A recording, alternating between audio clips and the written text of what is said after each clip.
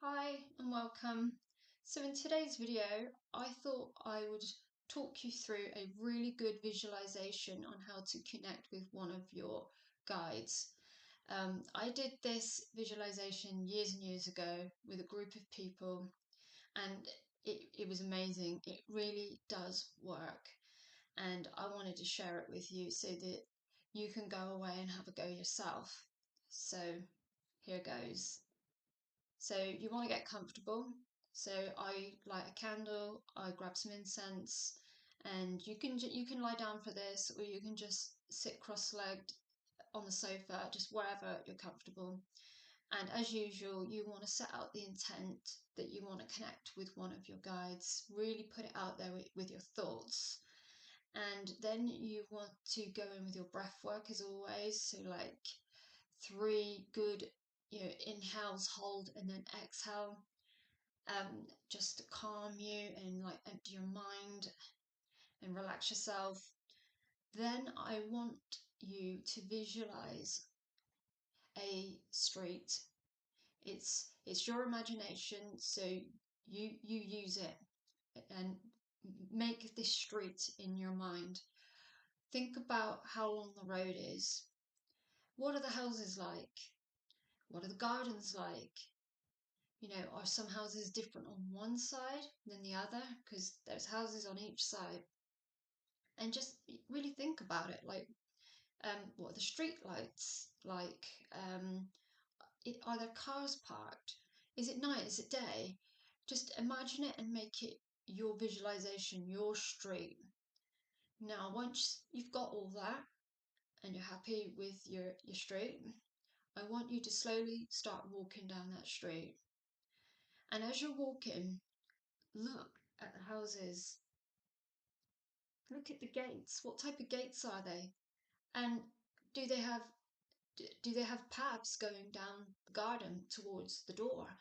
What sort of places is it? Is it a flat? Are there some flats? What the garage is like? Just try and make a point of looking at all the different houses and how they're different from each other and just have fun with it. And as you're walking, be sure to look at both sides and keep going until you eventually feel drawn to a certain house.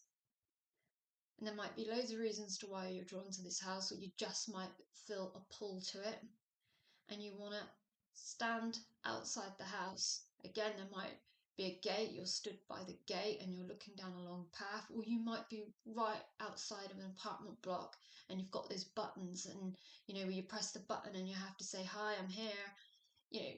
Whatever it is, stand there and you want to then think, right, I'm going to go up to that door and I'm going to knock or ring or whatever it is, and I'm going to see who answers. So again, with pure intent, you really want this, and think of love and light and how I'm hoping my guide is behind that door. Now you want to go through the gate or whatever, just go towards the door. And again, just before you knock or whatever, just stand there and be present and set out the intention. Just keep setting it out. I would like to meet my guide, and be appreciative and grateful and full of love for this experience, this visualization you're doing. Now, this is the bit where you need to stop with your imagination, because you do not want to be creating this. This is where you have to try and close down your mind. Do not think about anything, because we don't want our ego to be in place.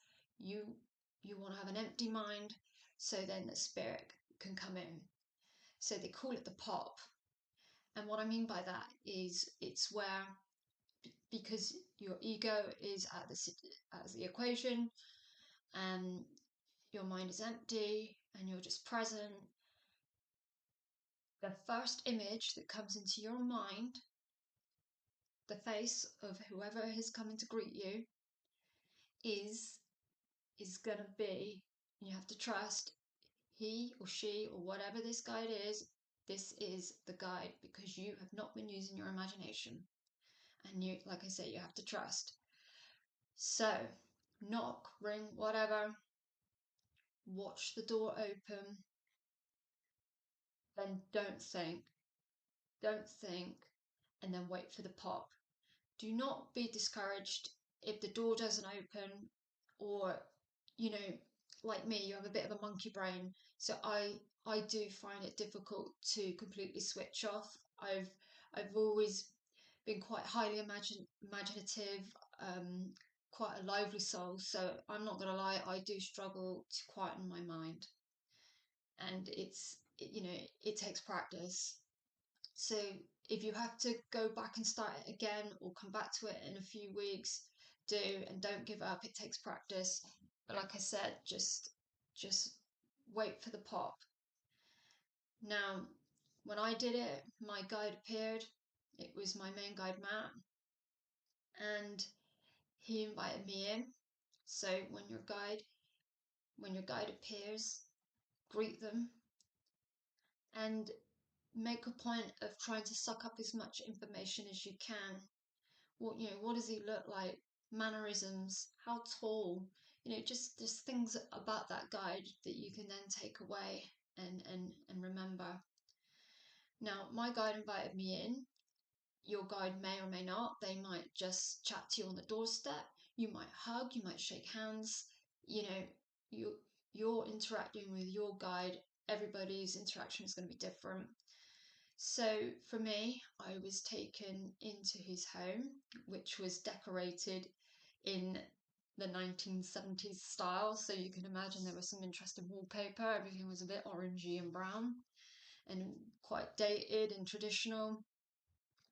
But then that was the era he lived in. So I wasn't surprised. And he took me through to the living room, and there were these like big comfy high back chairs, and we sat, and it was the most beautiful moment because even though nothing was said, because it was all done telepathically, I didn't in, I didn't know that was going to be the case. I really didn't. I was just totally going with it. I went to ask him a question, and I already had the answer before I'd even got to think it, if that makes sense. It is that powerful, that quick. I went to think it, and I already had my answer, and there were no words spoken. And I remember thinking, oh, thank God, because it was a burning question that I'd wanted to ask. And I got my answer, and he just smiled at me like we were at other ends of the room in chairs. And I just remember smiling at him and him smiling back at me. And when a guide smiles at you, it's pure love. It's like the greatest smile of feeling secure and undivine. Sorry, let me rephrase that. Divine love from source and from your guide. It is so special. And we sat for a bit and we just stared at each other, and nothing else needed to be said. It's really weird. I could have asked lots of other questions, um, but I was just in awe of him, and he was just loving sitting with me, and he was so charming. Oh God, I could stare at him all day. And I remember it was pretty much time to go. I felt drawn to, like, our time was up. And I remember standing up in the lounge, and I was stood near a fireplace, and I think there was a mirror above the fireplace. And I can still visualize this lounge, this room, this living room. And I went to leave. I went out the way I came in, and he followed me. And I'm not sure if we hugged or whether I just left and he gave, that bit's a bit hazy from memory, but I know that he said goodbye to me. Well, not goodbye because it's never goodbye, is it? It's just bye. You never want to say goodbye because it never is. Um, but yeah, I remember glancing at him and just like, wow, thank you so much. And I walked out of the area back onto the street, and I went back down the road, and then I came out of the visualization feeling rather happy with myself. So pleased and so honored to have had this experience. And you know, like I said, it takes practice. It really does work, because the time I did this with a whole group of people, um, no one in the room did not see nothing. Everybody's guide came through, and it was so interesting. Everybody's guide was so different to the next, very eclectic, and it's just, it's a really nice experience, and it's really easy. Um, so give it a go. It really does work. And yeah, so that's my visualization for meeting your guide. And I'm going to head off. All right, take care. Cheers. Bye.